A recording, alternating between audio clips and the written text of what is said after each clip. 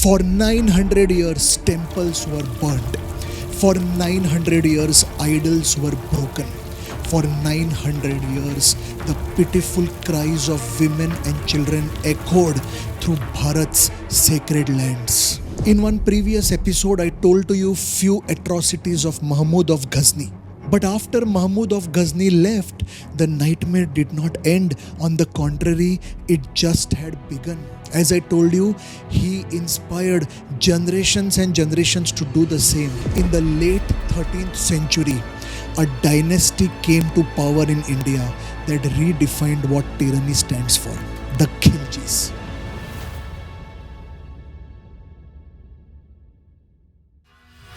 They were not ordinary conquerors. They were mass executioners of civilizations. I'll give you few glimpses of the Khiljis. The leader of the Khiljis was Jalaluddin Khilji. His stories are also very cruel, but I'm skipping that because the real nightmare begins with his nephew, a name that echoes with infamy, Alauddin Khilji. In the year 1292, Alauddin attacks a place known as Vidisha on the instructions of his sultan, his uncle basically, Jalaluddin Khilji. So Jalaluddin Khilji was the sultan, Alauddin Khilji was his nephew and was a warrior in his army. He attacks this place called as Vidisha.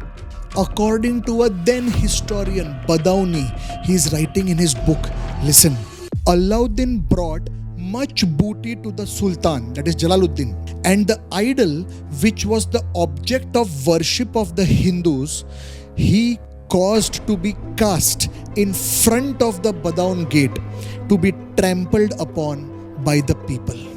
The services of Alauddin were highly appreciated.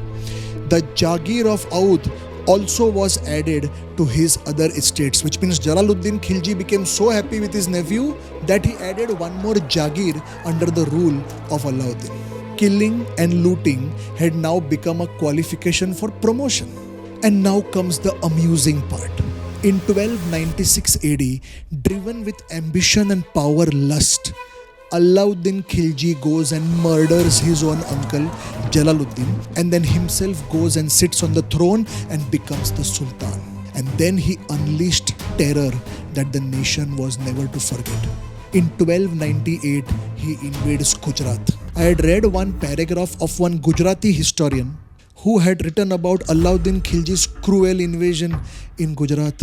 The pain of Gujarat was not just recorded, it was engraved in each one of their memories. Next, within Gujarat, he attacks the ports of Surat and Cambay and loots the area. And if this was not enough, he marches right up to the western border of India, Somnath Temple. The devotees there had painstakingly rebuilt the temple after its desecration by Mahmud of Ghazni. Few centuries ago, Khilji attacks Somnath again. And this time, the idol of Lord Shiva was broken and dragged to Delhi to be trampled upon by the locals there as a symbol of humiliation. Wherever Khilji went, fire and sword followed. Villages were burnt. Countless Hindus were slain in cold blood. And then came the most heart-wrenching episode of this all. The Queen of Gujarat, Rani Kamala Devi, was captured. She was dragged to Delhi, separated from her land, her people and her dignity, and she was thrown into Alauddin Khilji's harem. A queen reduced to a captive. Can you imagine the pain? Can you imagine the suffering? Can you imagine the humiliation? The helpless crying of that soul screaming through centuries. Bharat was bleeding. Its gods were broken. Women were enslaved and children converted. After Alauddin Khilji died in 1316 AD, the Tughlaq dynasty took over. So now little bit about the Tughlaqs. By then, most of the famous Hindu temples across the length and breadth of India were broken except in Rajasthan and Orissa. So in 1360, Firoz Shah Tughlaq, the Sultan of the Tughlaq dynasty, leads an expedition to Orissa. And in Orissa, which is the most famous temple of all, the Jagannath temple. Tughlaq attacks Jagannath temple. The sacred abode of Lord Jagannath was defiled. And how do we come to know about this event? Firoz Shah Tughlaq has himself written a book. The name Sirat-e-Firoz Shahi. Now this is not written by some chronicler. He is himself writing. I'll read one paragraph for you. He writes, it's a big paragraph. Please listen carefully. Allah, who is the only true God and has no other emanation, endowed the King of Islam with the strength to destroy this ancient shrine on the eastern sea coast and to plunge it into the sea. Now, as you all know, Jagannath temple is in Jagannath Puri, which is on the shores of Bay of Bengal, which he is referring to as the eastern sea coast. So he continues, and after its destruction, he ordered the image of Jagannath to be perforated. Perforated means basically to be pierced with sharp objects to make holes into it. He ordered the image of Jagannath to be perforated and disgraced it by casting it down on the ground. They dug out other idols which were worshipped by the polytheists in the kingdom of Jajnagar, which means the nearby area. More idols were then dug out and overthrew them as they did the image of Jagannath, for being laid in front of the mosques along the paths of the Sunnis and the way of the Muslim congregation going for namaz, and stretched them in front of the portals of every mosque, so that the body and the sides of these images, that is idols, might be trampled at the time of ascent and descent, that is entrance and exit, by the shoes on the feet of the Muslims. Now I'll tell you one horror story. When Orissa was being attacked, many people fled that place and took shelter on an island in the Bay of Bengal. Firoz Shah Tughlaq comes to know about this and he attacks this island. It is said close to 1 lakh Hindus had taken shelter in this island. And what followed was gruesome, dark horror. If you have the heart to listen, only then do listen, otherwise skip a few seconds. Tughlaq's army turned the whole island into a basin of blood, full and complete massacre of all men. But a worse fate overtook the Hindu women. I don't have the heart to explain this. So what I can do is max read from Firoz Shah Tughlaq's own writing. This book that he wrote, Sirat-e-Firoz Shahi, it records women with babies and pregnant ladies were haltered, manacled, fettered and enchained. I'll tell you the meanings. Haltered means basically a rope was tied around their head or neck. Manacled means they were bound with metal chains. Fettered means basically to chain the area around the ankles. And enchained also roughly translates to the same thing. Enchained could also mean that some object was tied to their bodies with the help of chains. Enchained could also mean that a group of ladies were tied together with these chains. So I'll read again. Women with babies and pregnant ladies were haltered, manacled, fettered and enchained and pressed as slaves into the service in the house of every soldier. Firoz Shah Tughlaq. After Orissa, he attacks one nearby place called Kangra, where there is this very famous Jwalamukhi Devi temple. A very famous Persian historian, Firishta, writes about this Jwalamukhi attack by Tughlaq. Listen to this. The Sultan broke the idols of Jwalamukhi, mixed their fragments with the flesh of cows and hung them in nose bags around the necks of the Brahmins. He sent the principal idol as a trophy to Medina. We have heard enough of this cruelty now. And if you are wondering, what about Taimur? What about the Mughals? Oh, their atrocities were no less horrific. If you'd like to know about them, please let me know in the comments. I'll bring that out too. Now, why am I telling you all this? To help you understand the helpless and the pitiable state of Hindus during those centuries.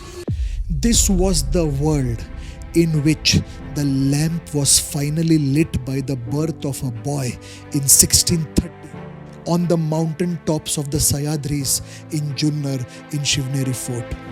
A child who would one day ignite a fire that would burn through centuries of injustice. The name Shivaji. And now in the late 1640s, even though he's just a teenager, he has now taken complete charge of the Pune Jagir, though still under the Adil Shahi regime. But make no mistake, Shivaji was different.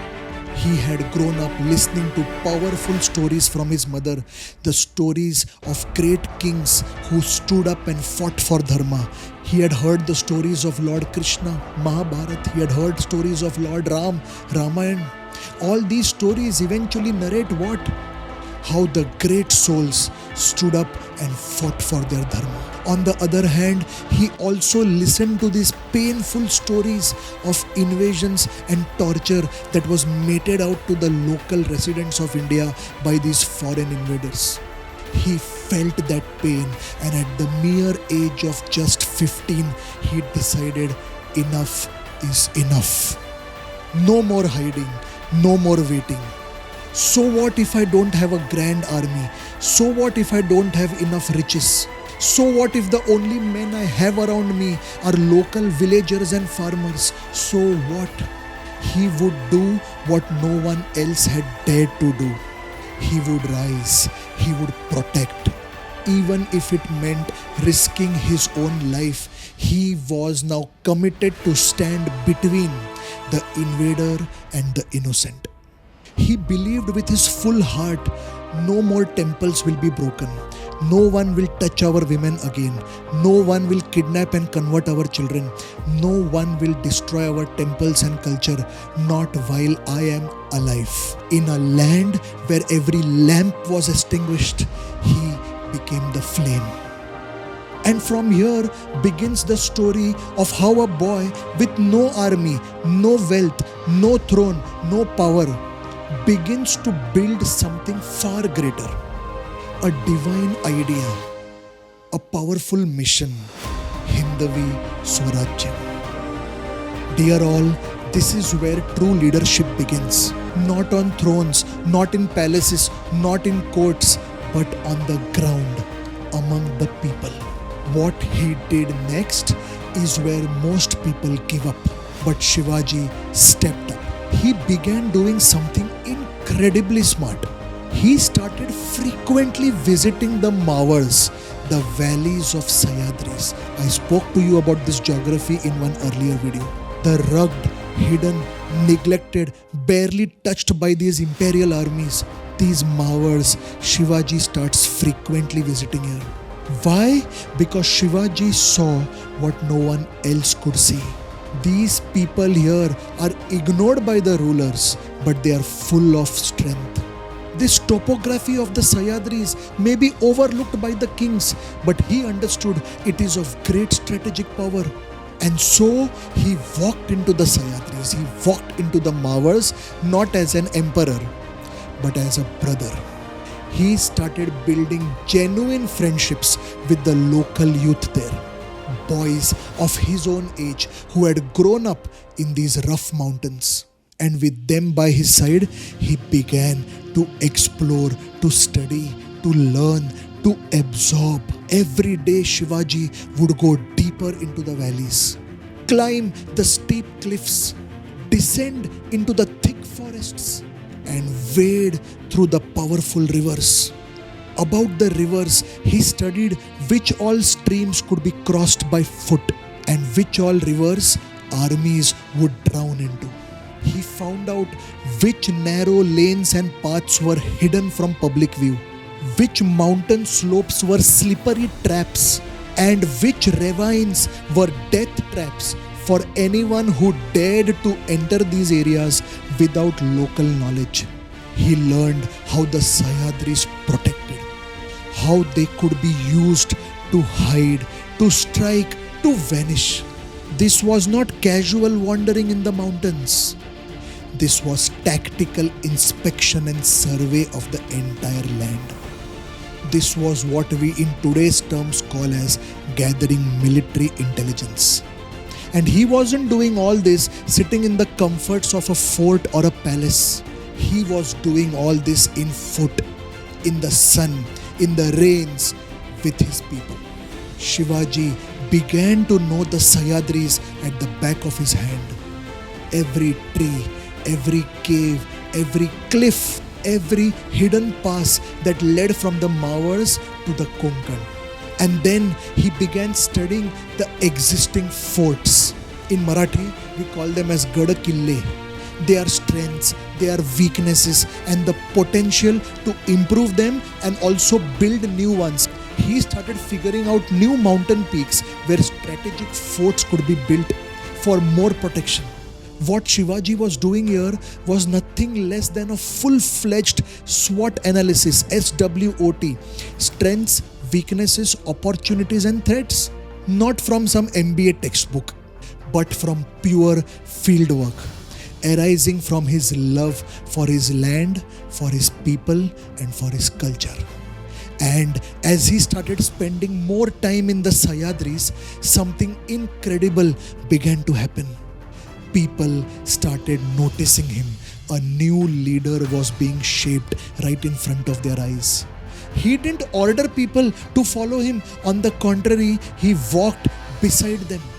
He didn't go there to lecture from above. On the contrary, he sat with them and listened to their problems, shared their burdens, had meals with them.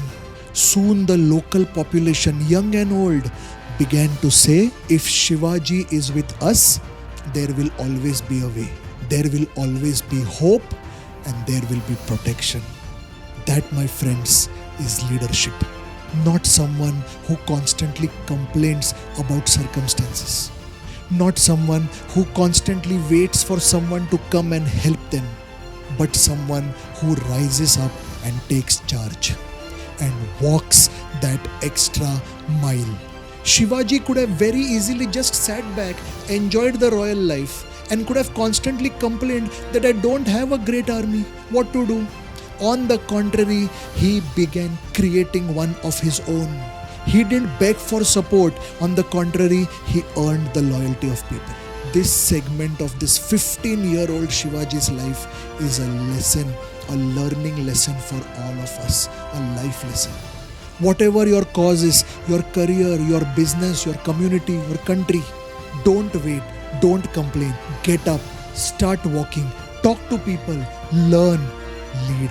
And that's exactly what Shivaji did. And that's what made him stand out, not as an ordinary king, but as a legend. History tells us about 3 boys who became more than mere companions of Shivaji. They went on to become the pillars of the Swarajya that Shivaji wanted to build. First, Yesaji Kank, sharp, dependable and extremely fiercely loyal. Second, Baji Pasalkar, a silent storm, steady and strategic. Third, the very famous Tanaji Malusare, who was eventually to go and perform superhuman feats in the capturing of this powerful fort, Sivagad, in which eventually he gave up his life so that the dream of Swarajya could live. But here in these early days, they are just boys. Boys with dreams, boys with purpose.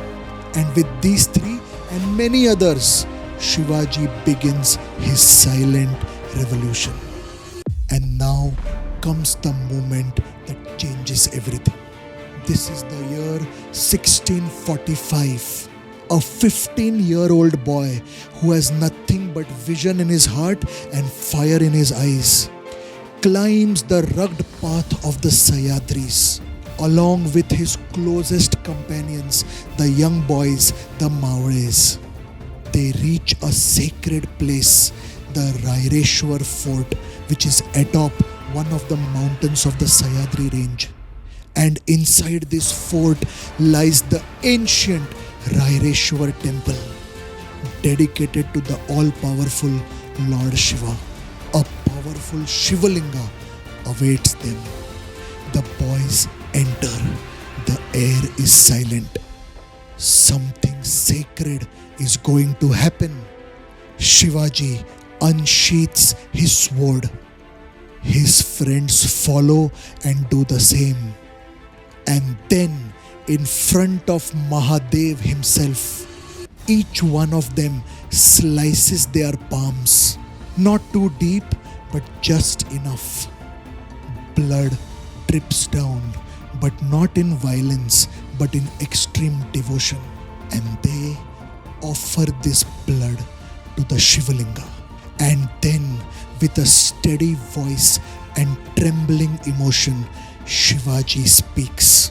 I vow to you, O Mahadev, that I will dedicate my life to the creation of Hindavi Swarajya, an independent Hindu kingdom where dharma, justice and honor will rise again. These were not words of an ordinary rebel. These were initial cries of a revolution. This wasn't just an oath, it was a spiritual reawakening. And what was this Hindavi Swarajya? Not just lands, not just thrones, but a dream of freedom, of self-rule, of protection of the innocent, of maintenance of its own culture and dharma. A Hindu kingdom run by its own sons, not by foreigners. Such a Hindu kingdom was not seen by India in decades. Not since the glorious Vijayanagar Empire was crushed few centuries ago. And now, in a tiny temple on a forgotten mountain fort, a new chapter began. A teenager had dared to dream, and his brothers had dared to believe in him. They had no army, no political backing, but they had one thing that the empire could not buy: unbreakable resolve. My dear viewers, this entire video series has been created to narrate to you this incredible journey of Shivaji Maharaj that began from this moment, this oath. How did these boys fight the invincible empires? How did they build forts? How did they form alliances? How did they win battles with everything against them? That is what I will bring to you episode by episode in detail. If you loved today's video, then please don't forget to press the like button. It really encourages me to come out with more of such stories. If you are new to this channel, I invite you to subscribe, because what we are creating here is not just ordinary content, but collective consciousness. And now here, my final request to you in this video. In the comments below, tell me which was the most powerful, or I might say hard-hitting moment of this entire episode that you found. Which moment touched you the most? I want to know from you. And finally, please do share this video with all of your family, friends, and especially the younger ones. Because if they don't know these powerful stories of courage, of sacrifice, of dharma, they will never understand what true freedom really means. I thank you all for being with me in this journey. The real battle begins now. See you in the next episode. Jai Shivaji, Jai Bhavani, Jai Hind.